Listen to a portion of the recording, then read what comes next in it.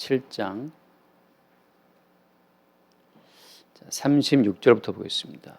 7장 36절로 40절입니다. 7장 36절.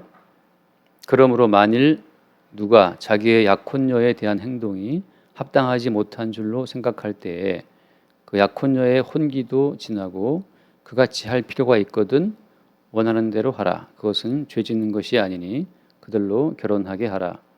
그러나 그가 마음을 정하고 또 부득이한 일도 없고 자기 뜻대로 할 권리가 있어서 그 약혼녀를 그대로 두기로 하여도 잘하는 것이니라. 그러므로 결혼하는 자도 잘하거니와 결혼하지 아니하는 자는 더 잘하는 것이니라. 아내는 그 남편이 살아있는 동안에 매어 있다가 남편이 죽으면 자유로워 자기 뜻대로 시집갈 것이나 주 안에서만 할 것이니라. 그러나 내 뜻에는 그냥 지내는 것이 더욱 복이 있으리로다. 나도 또한 하나님의 영을 받은 줄로 생각하노라. 아멘.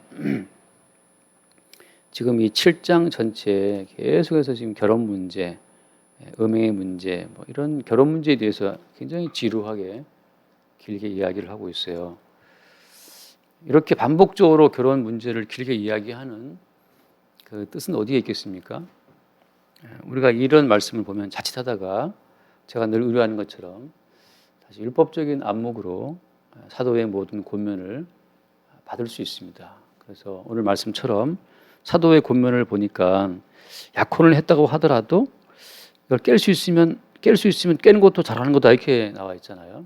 그러니까 이것 봐라, 약혼해도 이거 깨도 괜찮다고 그걸 말씀하시니까 잘됐다. 지금 내가 약혼을 했지만 왠지 얘가 마음에 안 들어. 이번 기회에 그냥 헤어지자. 그래도 뭐 사도가 말하는 대로 하자면은 잘하는 거니까 그냥 지내야지 이렇게 할 수도 있단 말이죠. 우리가 항상 제가 늘 우려하는 것은 이 복음의 안목으로 성경을 본다라고 하는 것은 그건 인간에게 자연스럽지가 못해요. 인간에게 자연스러운 안목은 율법적인 안목입니다. 그러니까 선악적 관점으로 세상을 보는 것이 인간에게는 본능적인 겁니다. 그러니까 무엇이 옳은지, 무엇이 그른지, 무엇이 선한 일인지, 무엇이 악한 일인지, 무엇이 의로운 일이냐, 무엇이 불의한 일이냐 이런 걸 따지는 것이 인간에게 더 부합한다는 거죠. 인간의 본성에 맞다는 얘기죠. 그래서 이 선과 악에 대한 그런 판단이 없이는 인간은 자기의 자리를 잡지를 못해요. 내가 누구인가, 나의 정체성, 나의 존재성을 확인할 때 마찬가지죠. 내가 누구냐를 확인할 때에는 항상 선과 악에 대한 거기 판단에 따라오게 되어 있습니다. 그러니까 우리가 뭐 일제시대에 친일을 할 것이냐, 독립투쟁을 할 것이냐, 뭐 이런 얘기부터 해서 잠깐 지금 뭐 뉴스를 봤는데 지금 올림픽 뭐 일본 간 대표팀 뭐 숙소에 걸었던 무슨 그 캐치프레이즈 같은 것 때문에 또 시끄럽다 하면서요. 그러니까 제가 볼 땐 그래요. 왜 쓸데없이 그런 글쎄 우리가 지금 일본에 독립투쟁 하러 간 건 아니잖아요.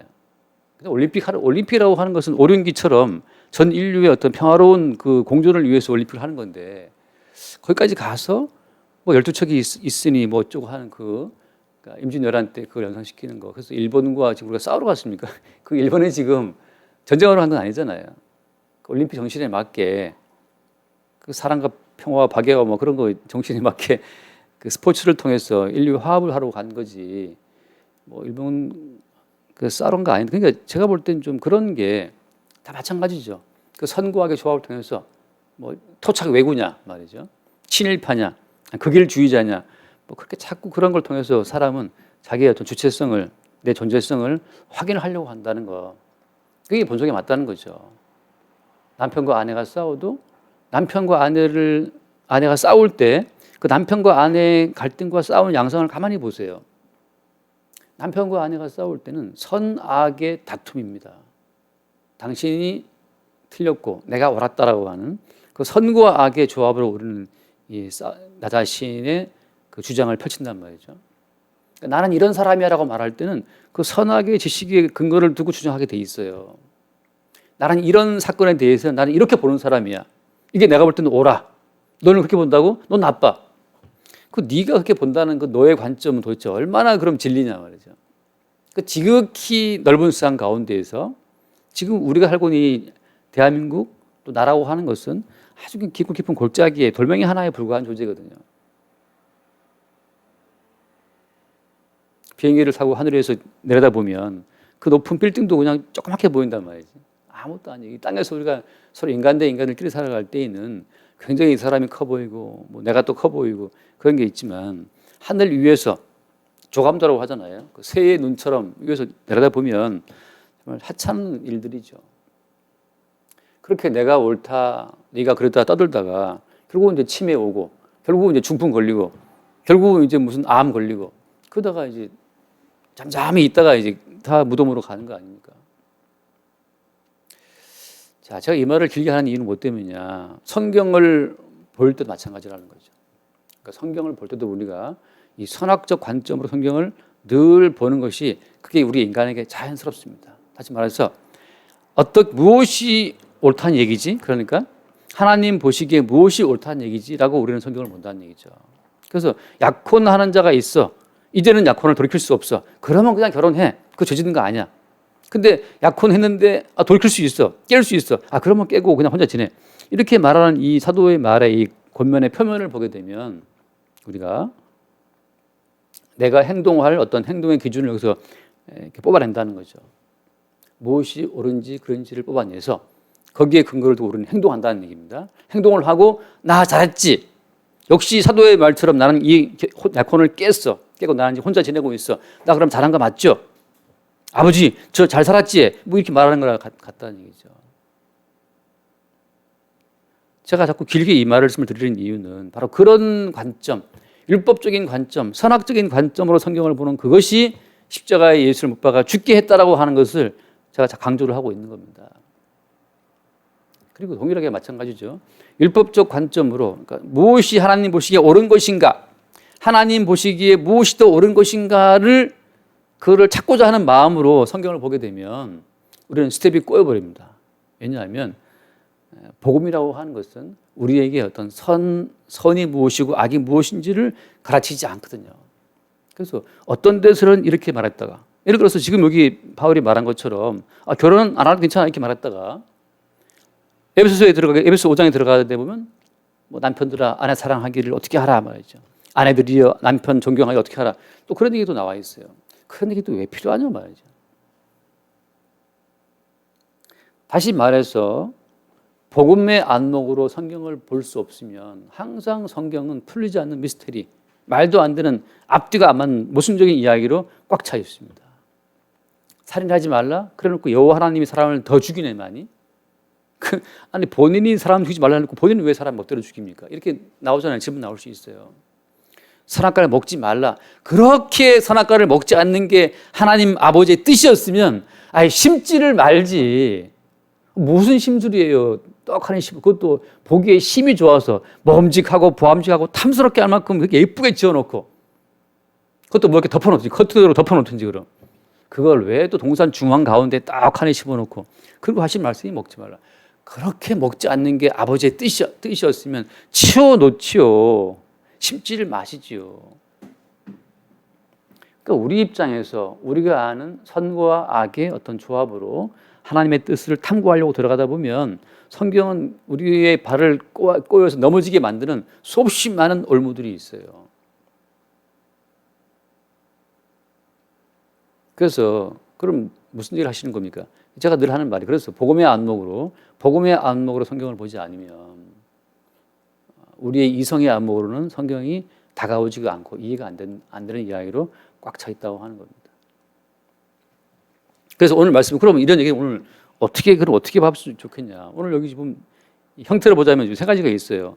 약혼을 했는데 약혼을 돌이킬 수 없으면 결혼하라. 죄 짓는 거 아니야. 그거 첫 번째 있고 두 번째는 약혼을 했는데 결혼 큰 뭐 깨도 상관없어.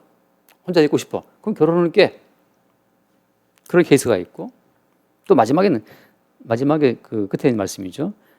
그냥 지내라. 그냥 지내라. 뭘 결혼하려고 그래. 그냥 지내 이거예요. 그럼 여기서 우리가 세 가지의 어떤 형태를 가지고 세 가지의 행동 규범을 뽑아내면 되는 겁니까? 그렇지 않다는 거죠. 우리가 율법적인 안목으로 여기 있는 하나를 뽑아서 행동하게 되면 우리는 그렇게 행동한 나의 그 행동의 의의를 스스로 내가 챙기게 되어 있습니다. 따라서 하나님 아버지, 제가 이렇게 행했어요. 저는 말씀을 읽고 그냥 지내는 것이 복이 있다는 말씀을 듣고 저는 모든 결혼을 깨고 저는 혼자 지금 지내고 있습니다. 저 잘했지요? 라고 나오는 순간 그 사람은 자기의, 자기가 행한 행함에 따른 자기의 의를 스스로 챙기고 있는 거예요. 천국은, 문제는 거죠. 천국은, 하나님의 나라는 인간의 모든 의를 다 거부한다는 거죠. 하나님의 나라는 성령 안에서 의와 평강과 희락이라고 말씀하지 않습니까? 그러니까 성령 안에서 의와 평강이라고 말씀할 때에는 그 의라고 하는 것이 우리 인간 안에서의 의가 아니라는 것이 중요하죠. 성령 안에서 의지 인간 속에서 의가 아니에요. 그러니까 인간 세계에서 다루어지는 모든 선과 의의 개념은 하나님 나라에서 다루어지는 의와 성령 개념하고 완전 달라요. 그 다름 자체를 예수께서 어떻게 증거하십니까? 하나님의 나라에서 의라고 하는 것이 너희 인간들 세계에서 통용되는 의와 얼마나 다른지, 너희들의 세계에서는 가늠하지 않고 토색하지 않고 불의하지 않고 11조를 잘 바치고 금식하고 그런 사람들이 의로운 사람이라고 인정되지만 하나님 나라에서의 세계에서는 내가 의롭다고 선포하는 그 사람이 의로운 것이다. 하나님 나라에서는 내가 너희의 모든 죄를 사한다라고 말씀해 주시는, 내가 죄를 용서해 주는 그 사람이 의로운 것이야. 그러니까 예수 그리스도에 의해서 죄사함 받은 사람들이 하나님 나라에서는 의라고, 그렇게 예수께서 말씀하시는 거거든요. 예수께서 가지고 오신 하나님 나라의 그 새로운 의의 개념을 인간 세계에서 통용되는 선과 의의 개념으로 무장하고 있었던 그 바리새인들이 수용을 못했어요. 그래서 그들은 말하기를 그럼 너의 세계로 꺼져 하고 예수를 죽여버린 거예요. 그러면 너는 너의 세계로 꺼져. 우리는 우리 세계의 의, 우리 세계의 선으로 충분하니까 너는 너의 세계로 꺼져라 하고 못 박아 죽여버린 거죠. 지금 성령께서는 우리에게 다가오셔서 네가 가지고 있는 너의 모든 의가 사실은 너를 속이고 있다는 거죠. 너희들이 생각하는 너희들의 선의 개념이 너희들을 속이고 있어. 네가 볼 땐 네가 의롭지. 네가 뭘 행동했으니까. 성경에 나와 있는 이 문자적인 말씀 그대로 행동했으니까. 가늠하지 않았으니까 의롭다고 생각하잖아. 네가 행한 너의 행함으로 스스로 네가 취득한 그 의와 선의 개념이 너를 속이고 있다. 우리는 반발하죠. 왜 속여? 우리는 이렇게 착한데. 주님께서는 그것을 일단은 논쟁하듯이 파고 들어가는 겁니다. 사람이 마음으로 누구를 미워하면 이미 그 사람을 죽인 거야. 사람이 형제를 보고 나가라, 멸하는 놈이라 했으면 이미 그 형제를 죽인 거야 라고 예수께서 말씀하시거든요. 우리가 볼 땐 엄청난 비약이에요. 여인을 보고 음욕을 품어서 이미 간음을 한 거야. 우리가 볼 땐 너무나 큰 비약이야. 아, 주님 너무 말씀 심하게 하시네. 그럼 사람이 뭐 마음으로 그럴 수 있지. 마음으로는 그래도 행동으로 안 하면 되는 거 아닙니까? 하나님께서는 사람의 심령을 감찰하시는 분이기 때문에 우리 마음이 얼마나 썩었는지를, 우리 마음 내부를, 폐부를 시험해서 아시는 분이기 때문에 네 속에 들끓고 있는 욕망을 하나님은 다 아신다. 다시 말해 네 속에 쓰레기가 꽉 차 있다는 거예요. 쓰레기가. 우리의 이 내장의 이 폐부 속에 온갖 간음과 음란과 살인과 토색과 불의가 꽉 차 있어요. 저놈을 내가 죽이고 싶지만, 살인 욕구가 있지만 겉으로 웃어요. 웃으면서 아이 고객님 어서 오십시오. 무엇이 필요하십니까? 속으로는 이 진상 빨리 좀 나가더니 죽든지 하라 이렇게 말하고 있지만 바깥으로는 고객님 사랑합니다. 고객님 사랑하는데 뭘 보지도 않았는데 뭐 사랑합니다. 고객님 사랑합니다. 예수님께서는 너희의 표면을 닦고 기름칠하고 조이고 해서 내가 참 매끈한 모습 보이고 예의 바른 모습 보이지만 너희 마음 속에 들어있는 것, 그게 살인과 간음이고 욕망이고 우상 숭배고, 그 내부에 들어있는 그 속을 꽉 차 있는 그 내부의 모든 냄새라는 것들을 주께서 지정하시는 거예요. 그래서 하나님께서는 너희들의 존재 자체를 악으로 이미 규정하셨다. 모든 사람이 죄를 범하였음에 하나님 영광에 못 이른다는 말씀처럼 하나님께서는 모든 인간 자체가 그냥 죄악 덩어리라는 사실을 하나님께서는 이미 보고 계시기 때문에 하나님 앞에 의로운 자는 아무도 없어. 속에 들어있는 죄악의 욕망을 바깥의 어떤 선행으로 단장한다고 해도 하나님께서는 그 속에 내부에 들어있는 그 악한 죄의 속성 자체를 하나님은 간과하지 않으신다는 거죠. 우리는 말하죠. 안 그런 사람 누가 있습니까? 그래, 바로 그 말에 너를 증거하는 사람은 다 그렇다는 거죠. 혹시 춥나요? 조금. 사람은 다 그렇다는 거죠. 그래서 모든 사람은 하나님 영광에 도달할 수 없는 죄인들이에요. 그런 인간들이 동일하게 오늘 말씀을 대하면서 이 말씀을 읽어보니까 사도의 말은 그래도 좀 더 약간 이제 발전된 말이기 때문에 그래 약혼을 했는데 이걸 깰까? 근데 마침 여기 딱 말씀이 들어있어요. 결혼 이거 괜찮나? 그냥 약혼전을 그대로 두기로 해도 잘하는 것이다. 그럼 약혼전을 그대로 둬야겠다. 그냥 깰 수도 있다. 그렇게 뭔가 자기 내부의 시커먼 욕망을 말씀을 가지고 이렇게 포장하는 식으로 말씀을 이용한다고 하는 거예요. 자기 내부의 욕망을 보지 못하고 모든 말씀을 갖다가 자기 외부를 치장하는 그 치장의 어떤 수단으로 모든 말씀을 사용하는 자들이 그게 선악과를 먹은 인간의 본성이라고 하는 겁니다. 선악과를 먹고 난 아담과 하와가 노가나무 이파리를 꺾어다가 치마를 만들어 입었잖아요. 자기의 수치를 가렸다고요. 수치를 가린 것처럼 우리 모든 인간들은 성경을 볼 때마다 이 성경을 무화과나무 잎 삼아서 그걸 끌어다가 자기의 수치를 가리는 수단으로 사용하는 거예요. 심지어 예수를 믿는다라고 생각하는 사람들도 성경을 대할 때마다 성경의 어떤 구절들을 끌어와서 자기를 단장하고 치장하는 도구로 사용하고 있습니다.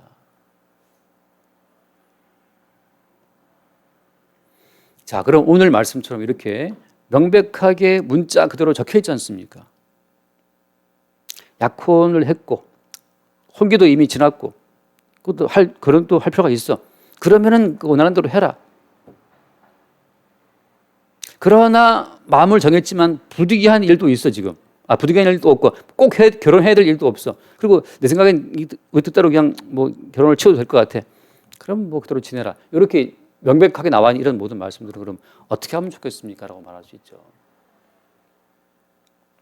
답은 뭐냐? 답은 이미 우리가 뭔가를 판단하고 결정할 주체가 아니라는 사실을 복음 앞에서 먼저 인정하는 겁니다. 다시 말해서 인생의 결정권자는 내가 아니라는 사실이죠. 자, 인생의 결정권자가 내가 아니라는 사실은 뭘 의미하는 겁니까? 이런 상황에서 내가 좌로 가든 우로 가든 그것이 문제가 안 돼요. 왜? 이미 우리 인생은 창세 전의 언약 가운데에서 모든 인생의 모든 과정들이 다 확정되어 있습니다. 지난주에 동영인자가 질문했나요? 잠깐 시편 말씀입니다. 시편 139편을 보면 시편 139편에 보면 그런 이야기가 나와 있어요. 139편 자 1절을 제가 먼저 보겠습니다. 여호와여 주께서 나를 살펴보셨으므로 나를 아시나이다. 주께서 내가 앉고 일어섬을 아시고 멀리서도 나의 생각을 밝히 아시오며 나의 모든 길과 내가 눕는 것을 살펴보셨으므로 나의 모든 행위를 익히 아시오니 여호와여 내 혀의 말을 알지 못하시는 것이 하나도 없으시니이다. 이렇게 쭉 이야기를 하면서 그래서 여러 번 말씀드린 겁니다. 쭉 이야기하면서 끝에 그 중간쯤에 무슨 얘기를 하고 있습니까? 거기 몇 절에 있죠? 16절 말씀 보면 16절에 내 형질이 이루어지기 전에 주의 눈이 보셨으며 나를 위하여 정한 날이 하루도 되기 전에 주의 책에 다 기록이 되었나이다. 하나님이여 주의 생각이 내게 어찌 그리 보배로우신지요 그 수가 어찌 그리 많은지요. 이 보면 이미 나를 위하여 정한 날이 하루도 되기 전에 주의 책에 다 기록이 되었나이다. 무슨 이야기가 하냐면 우리가 이미 태어나기 전에 언약 안에서 우리의 모든 길은 이미 확정되어 있습니다. 자, 제가 방금 무슨 말 했죠? 언약 안에서 언약을 이루기 위한 하나의 방편으로 우리의 모든 길은 확정이 되어 있다고 하는 거죠.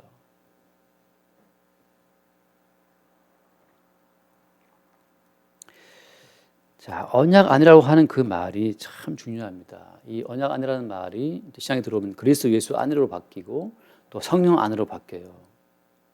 언약 안에 있다, 그리스도 예수 안에 있다, 성령 안에 있다, 또 다른 말로 그리스도 예수의 몸 안에 있다. 이 모든 게 같은 말로 이 이어지는 겁니다. 예를 들어서 한번 제가 말씀드릴게요. 요셉이라고 하는 사람이 태어나서 아빠의 사랑을 받다가 형들의 미움을 받고 애굽에 팔려가죠.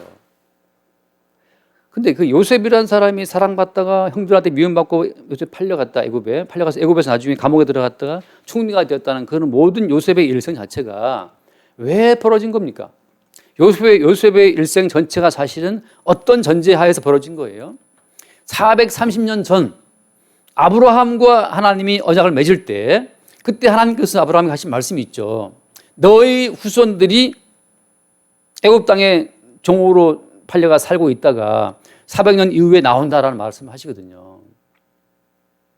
430년 전에 아브라함에게 했던 그 하나님의 약속에 근거해서 누군가 아브라함 자손들을 애굽에서 이끌어낼 자가 필요했던 거죠. 그 자로서 요셉이 하나님의 뜻 가운데 준비되어서 그 땅에 태어났던 겁니다.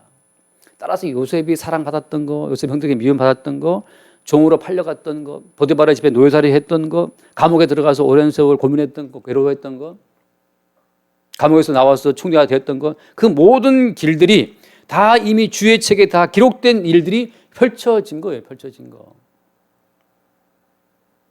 우리는 본문을 대하면서 아이고 이거 장가를 가야 돼 말아야 돼, 시집을 가야 돼 말아야 돼, 약혼 이거 깨 말아. 사실은 결혼을 해도 그만이고 안 해도 그만이고 했다가 깨도 그만이고 우리가 볼 때 중요한 것은 아무것도 없어요. 왜? 이미 주님께서 언약 가운데서 우리를 위한 모든 길을 다 책에 기록한 대로 전개해 나가시기 때문에 다만 우리는 사후적으로 주께서 펼쳐나가시는 그 일을 그냥 볼 뿐입니다. 아, 이것이 주께서 우리에게 준비해 놓으신 길이었구나를 항상 한 템포 늦게 우리는 발견하는 거예요. 자, 내가 내 뜻대로 결혼을 했습니다. 내 뜻대로 결혼을 했다고 생각했는데 어느 날 성령 안에서 내가 나 자신을 보게 되니까 이게 주께서 예배해 주셨던 길이었어요. 아, 이게 주께서 나를 위해 준비해 주셨던 은혜의 어떤 언약 안에서 준비됐던 하나의 그 과정이었구나 하는 사실을 우리가 뒤늦게 반박자 늦게 우리가 아는 거죠. 그러니까 그러면 어쩌라는 소리냐? 뭐냐 하면 결혼을 하게 되면 하시고 깨게 되면 깨는 거고 그렇게 하고 싶으나 결혼을 안 되면 또 안 되는 거고 내가 주체가 되어서 이 말씀을 행할 수 있다라고 하는 그 환상에서 벗어나는 게 중요한 겁니다. 이미 우리를 피로 값지고 사서 주의 백성 삼으신 그 주님이 우리 인생을 뜻대로 지금 사용하고 있다고 하는 그 사실을 아는 그것이 현실이에요. 그게 진실이고 내가 주체가 되어서 무엇을 판단하고 살아간다라고 하는 나 중심적인 삶 자체가 이게 하나의 거대한 환상이었다니까요. 이게 허상이었어요. 그래서 나중에 세월이 지나가서 요셉과 형들이 대면했을 때 그 형들이 여전히 환상 가운데 빠져 있어서 형들이 무슨 말을 합니까? 요셉아, 요셉아, 제발 우리를 용서해 다오. 아버지가 이어 남기시기를 우리가 비록 너를 팔아먹었지만 아버지께서 말씀하시기를 형들을 용서해 주라고 요원했어. 하고 이제 그 형들이 요셉의 눈치를 보죠. 그때 요셉이 이거 말을 합니다. 형들이 염려하지 말아라. 나를 이곳에 팔았던 분은 형들이 아니다. 나를 애굽에 보내신 분은 형들이 아니야. 형님들은 지금 형님들이 나를 미워 팔아먹었다고 생각하죠. 아니라니까. 하나님께서 나를 형들을 통해 이 땅에 미리 보내신 겁니다. 그 큰 나라 애굽이란 나라에 형들을 통해서 비자도 없이 그냥 나를 이 땅에 보내신 분은 하나님이라고요. 우리가 이 환상에서 벗어나지 못하면 나를 손해보게 했었던 그 어떤 놈을 용서 못하고 나에게 눈총을 쐈던 그 어떤 놈을 용서 못하고 나의 어떤 제안을 무참히 뿌리친 그 어떤 놈이 밉고 모든 인간은 환상과 화상에 불과하고 모든 인간들은 아무것도 아닌 거예요. 왜? 그럼 실체는 현실은 언약 가운데 책에 모든 걸 기록해 놓으신 주님이 그 주님의 뜻만이 현실이에요. 주님의 뜻만이 현실입니다. 제가 또 하나의 예를 잠깐 드리면 제가 지난주에 내가 몇 번 얘기한 것 같아요. 몇 사람들한테.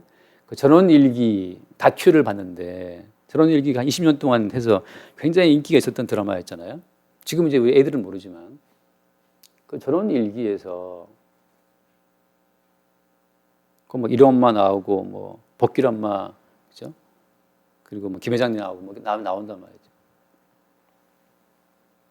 그 드라마 속에서 어떤 배우가 어떤 배우하고 싸웠다고 칩시다. 드라마 속에서 어떤 배우가 어떤 배우를 때렸어.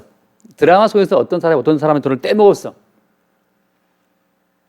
드라마 속에서 누가 누구의 돈을 떼먹었다고 칩시다. 그것이 배우의 의지예요. 그 떼먹기 때문에 이제 드라마 끝나고 촬영 끝나고 나와서 갑자기 목살 잡고 이제 돈 갚으라고 막 외치면 그 사람이 지금 미친 사람이에요, 정신이에요. 드라마 속에서 바람 폈어.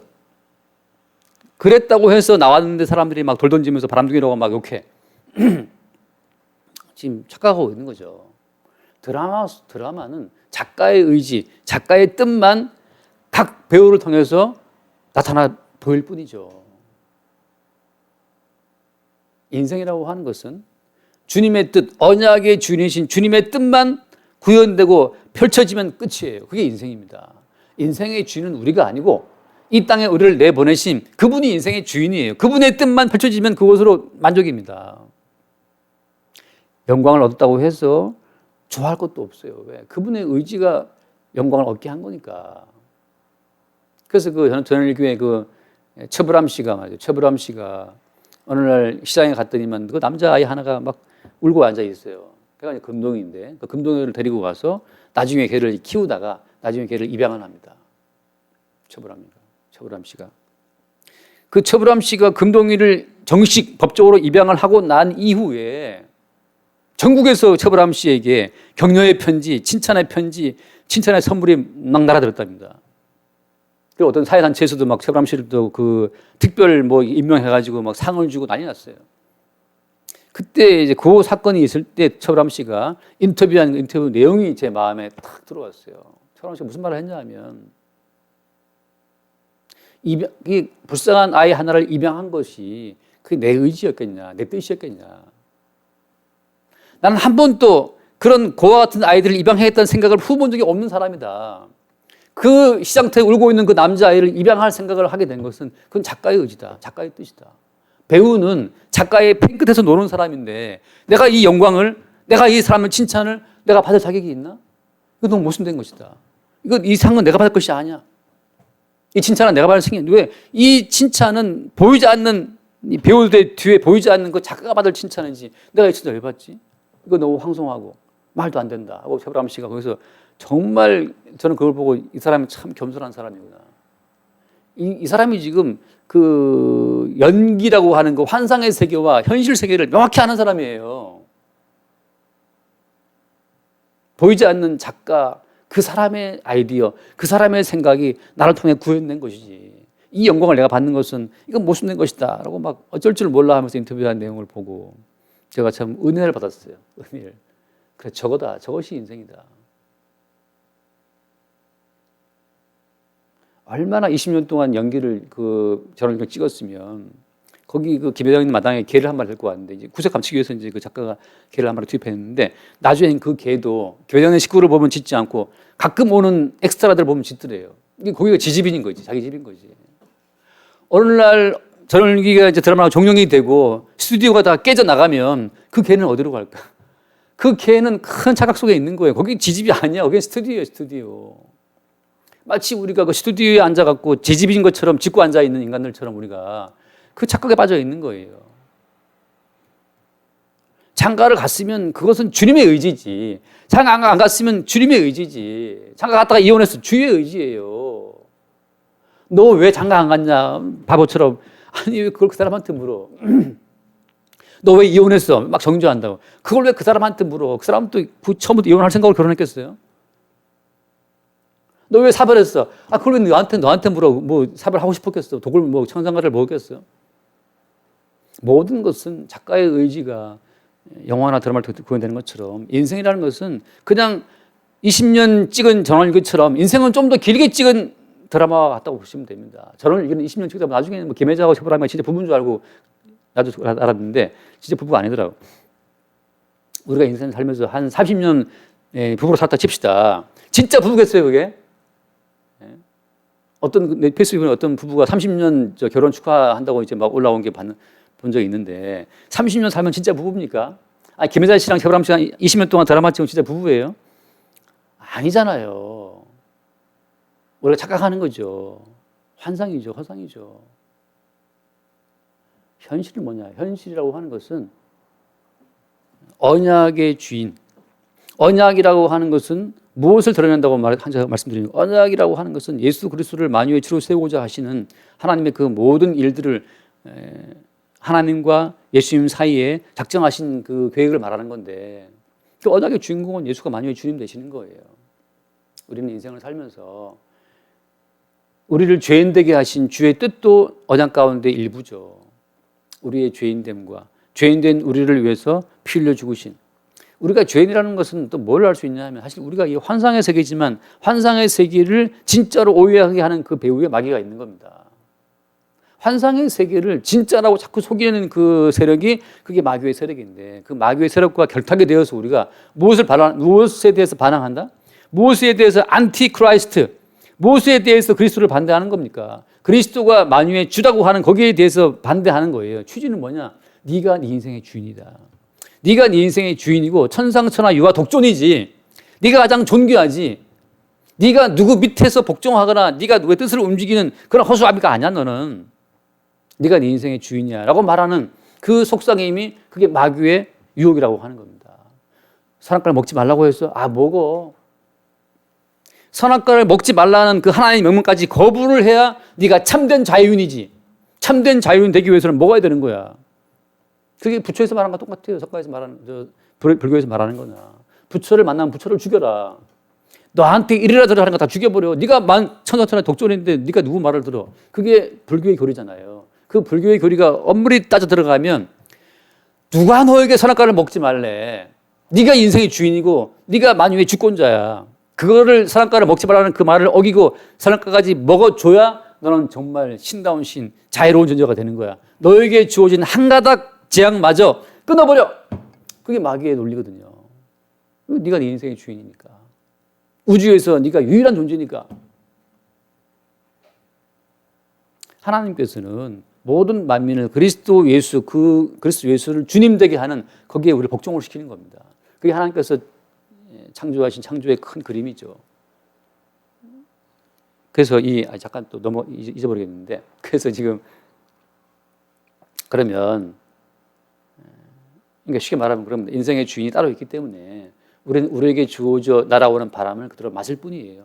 내리는 비를 맞을 뿐이고 결혼하게 되면 하는 거고 안 하게 되면 안 하는 거고 모든 것에 대해서 다른 주권자가 있다고 하는 그 사실을 인정하는 식으로 인생이 굴러간다고 하는 거죠. 그게 성도의 자유입니다.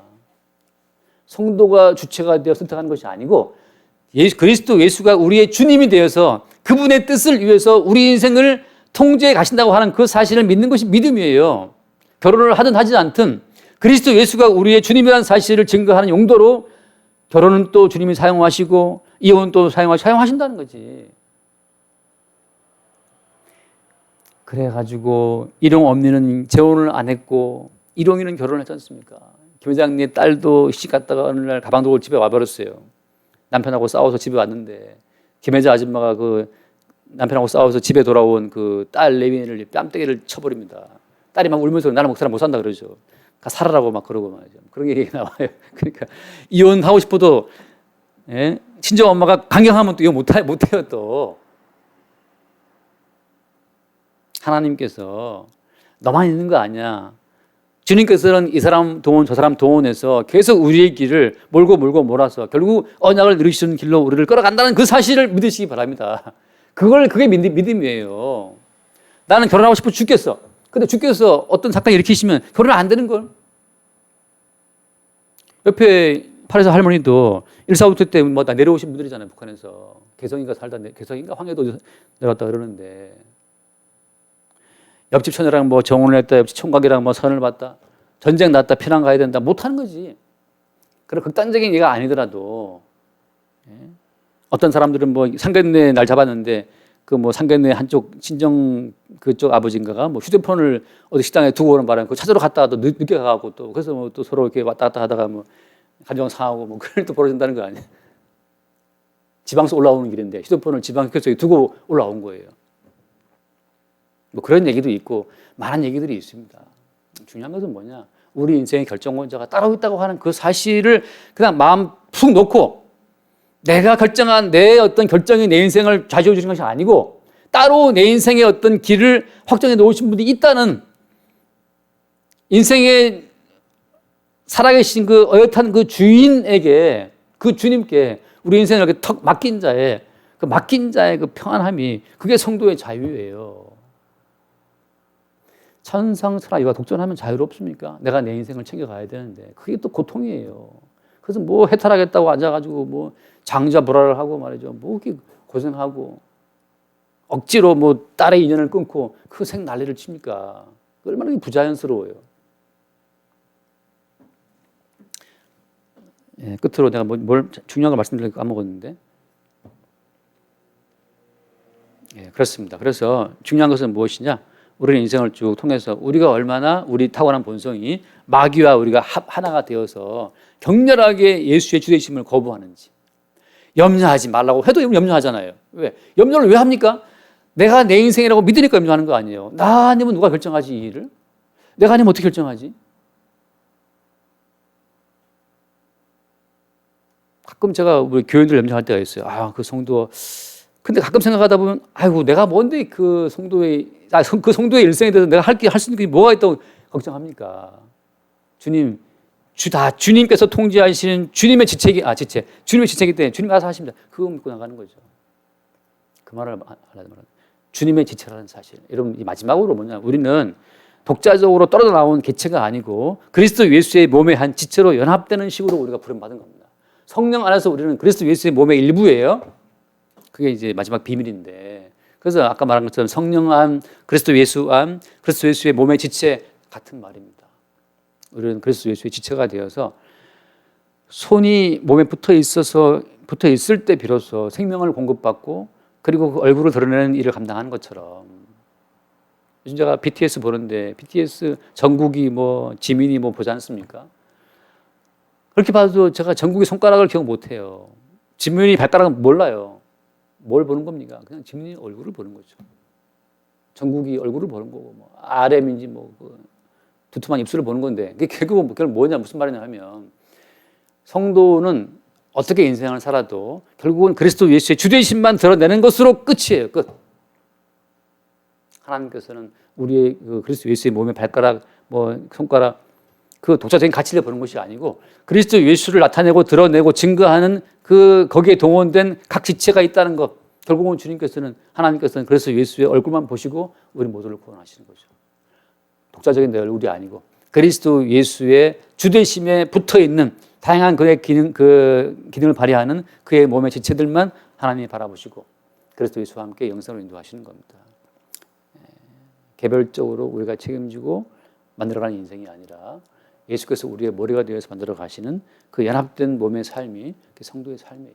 날마다 독자적인 우리 삶의 주권이 십자가 앞에서 꺾어짐을 당하고 배척을 당하고 부인당하고 십자가 못 박혀 죽임을 당하면서 아, 나는 이미 죽었구나. 독자적인 나의 주체성은 이미 죽었구나. 다만 그리스도 예수의 주되심을 위해서 복종하는 그분 몸의 지체로서 기능을 발휘하는 지체로서 내가 존재한다는 것으로만 우리 인생이 흘러간다는 거죠. 그걸 매 순간 바라보게 하는 게 십자가의 사건이에요. 십자가의 사건이 내게 다가오게 되면 항상 독자적인 우리 독자성을 지워버리고 예수의 지체의 기능으로 우리를 전환시키시는 역사가 사건 가운데 벌어지는 겁니다. 날마다 우리 삶이 이미 죽게 넘어갔다는 사실을 인정하는 인정 속에서 어떤 평강과 기쁨이 있게 되길 바랍니다. 기도하겠습니다. 주님 감사합니다. 어떻게 살아도 이미 우리 인생이 그리스도 예수의 피로 값주고 사신 바 된 주의 지체인 것을 늘 새롭게 보게 하시고 눈에 보이는 삶의 형태에 매이지 않고 보이지 않는 주의 뜻에 매이는 우리가 되게 하여 주옵소서. 우리 주 예수 이름을 기도드립니다. 아멘.